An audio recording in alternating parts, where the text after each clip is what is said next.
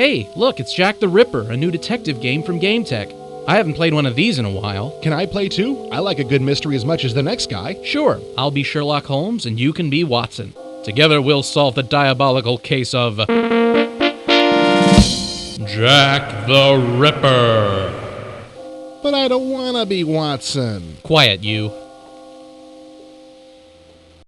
Here we are in merry old England. But wait. What? Where's the spectacle? I want sounds. I want films. I want a true multimedia experience. I'm afraid there isn't any. You see, unlike most of today's multimedia spectacles, this is a thinking game. Oh, sorry. Hey, wait a minute. Can't a thinking game have great visuals too? Sure, but this one doesn't. Oh well, I suppose I'll settle for the pen and ink drawings and these nice location graphics. They might not be mind-blowing, but they're well executed and they do a good job of setting the tone. They certainly do. Yep, there's no doubt about it. This game has a dark and moody tone. Hey, doesn't the sun ever shine over here? I'm starting to get a little depressed. Never mind the tone. The neat thing about this game is its use of premises. Whenever you interview someone or look at a clue or read the newspaper, you can click on the text you find there.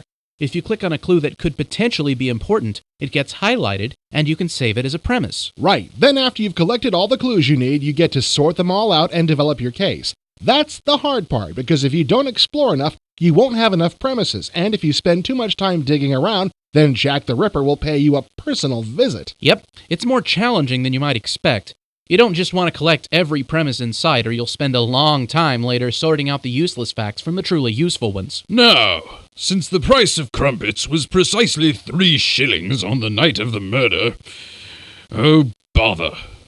Most of the game is spent in exactly this way. Interviewing people, reading the newspaper, looking at clues. There's a lot of information to collect.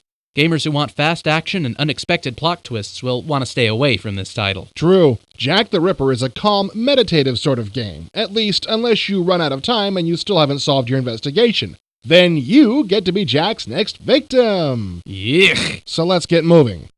The identity of Jack the Ripper is different every time you play, and the game has a large database of historically accurate clues, including people and important items. So maybe next time I play, the murder weapon could be a greeting card or a ball of yarn. Hey, don't laugh. This randomization adds replay value that you just won't find in the average detective game. True, but hey, how are we going to get from place to place? You haven't told us about that yet, Sherlock. We click on the map, my dear Watson. The rather old-fashioned travel map plus the minimal use of graphics and sound will make many people feel like they're playing a game from a few years ago. No animated flybys here. Well, the map works well enough. Just remember, this is a thinking game. Yeah, but my brain hurts. Haven't we gathered enough clues yet? I hope so, because I'm getting a little tired myself. Let's retire to the study. Now you're talking. Ah, here we are in the study. Now we get to dig through our big barrel o' clues and solve the mystery.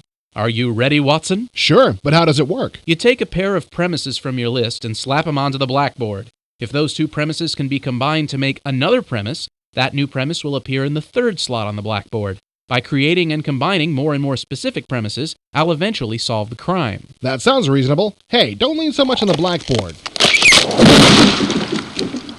Now you've done it. Silence, Watson. Now let me meditate for a while, and I promise you I'll figure this one out within the hour.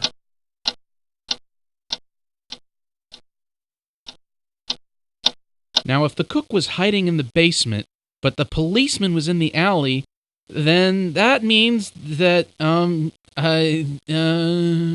Sorry, Sherlock, but while you were busy over there, I solved the crime. No way. Here, have a look at the newspaper. But don't worry about it because you're not alone. Jack the Ripper definitely isn't for everyone. But for gamers with a lot of patience and a love of detective stories, this title is definitely worth a look.